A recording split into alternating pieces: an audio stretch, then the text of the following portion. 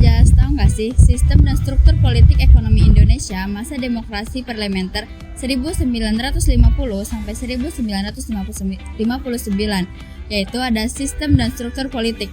Yang pertama ada perkembangan masa demokrasi liberal, yaitu ada sistem pemerintahan. Bangsa kita sebenarnya adalah bangsa pembelajar, yang mana pada tahun 1950 telah menjalankan dua masa pemerintahan, yaitu ada sistem pemerintahan liberal dan sistem pemerintahan presidensial. Salah satu ciri yang tampak pada masa ini adalah seringnya bergantian kabinet. Mengapa hal itu sering terjadi? Dikarenakan perbedaan kepentingan di antara partai-partai yang ada. Perbedaan antara partai-partai tersebut tidak dapat terselesaikan dengan baik, sehingga pada tahun 1950 sampai 1959 terjadi silih berganti kabinet. Mulai dari kabinet Taksir pada tahun 1950 sampai 1951, kabinet Sukiman pada tahun 1951 sampai 1952, kabinet Wilopo pada tahun 1952 sampai 1953, kabinet Ali Sastroamidjojo I pada tahun 1953 sampai 1955, kabinet Burhanuddin Harahap pada tahun 1955 sampai 1956, kabinet Ali Sastroamidjojo II pada tahun 1956 sampai 1957, dan kabinet Juanda pada tahun 1957 sampai 1959. Kabinet Juanda untuk menyelesaikan program pembangunan kerja terdiri dari 5 pasal dan dikenal sebagai Pancakarya, sehingga kabinetnya pun dikenal sebagai Kabinet Karya. Kelima program tersebut meliputi anggota Dewan Nasional, normalisasi keadaan Republik Indonesia, melanjutkan pembatalan KMB, memperjuangkan Irian Barat kembali ke Republik Indonesia, dan mempercepat pembangunan. Selanjutnya yaitu sistem kepartaian.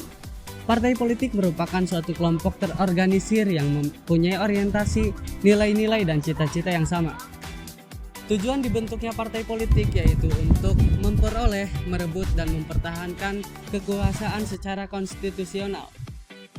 Jadi teman-teman, munculnya partai politik erat kaitannya dengan kekuasaan. Dan inilah contoh-contoh partai politik.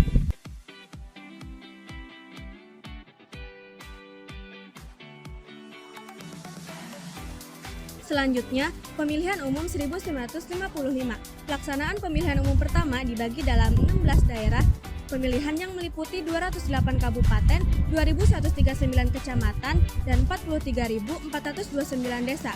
Pemilihan umum 1955 dibagi dalam 2 tahap. Pada tahap pertama untuk memilih anggota parlemen yang dilaksanakan pada tanggal 29 September 1955. Untuk tahap kedua, untuk memilih anggota Dewan Konstituante atau Badan Pembuat Undang-Undang Dasar yang dilaksanakan pada tanggal 15 Desember 1955. Pada pemilu pertama ini, 39 juta rakyat Indonesia memberikan suara di kotak-kotak suara. Warisan ekonomi kolonial membawa dampak perekonomian Indonesia banyak didominasi oleh perusahaan asing dan ditopang oleh kelompok etnis Cina sebagai penggerak ekonomi Indonesia. Perhatian terhadap pembangunan dan pembangunan dicurahkan oleh Sumitro Jojo Hadikusumo. Ia berpendapat bahwa pembangunan ekonomi Indonesia pada hakikatnya adalah pembangunan ekonomi baru. Sesudah pengakuan kedaulatan, pemerintah Indonesia menanggung beban ekonomi yang cukup berat. Dampak diresmikannya ketentuan-ketentuan KMB, yaitu meningkatnya nilai utang Indonesia, baik utang luar negeri maupun utang dalam negeri. Kebijakan yang diambil pemerintah untuk menanggulangi permasalahan tersebut ialah melaksanakan industrialisasi yang disebut dengan Rencana Sumitro. Sasaran yang ditekankan pada program ini adalah pembangunan industri dasar, seperti pendirian pabrik-pabrik semen, pemintalan, karung, dan percetakan. Kebijakan ini juga diikuti dengan penaikan produksi, pangan, sarana dan prasarana, dan juga penanaman modal asing. Pada masa pemerintahan Kabinet Burhanuddin Harahap, Indonesia mengirimkan delegasi ke Belanda dengan misinya yaitu untuk memperundingkan masalah ekonomi, yaitu bisa kita sebut dengan PINEK. Rancangan ini dilaksanakan pada tanggal 7 Januari 1956. Rancangan persetujuan yang dikirimkan Indonesia ke pemerintahan Belanda yaitu sebagai berikut.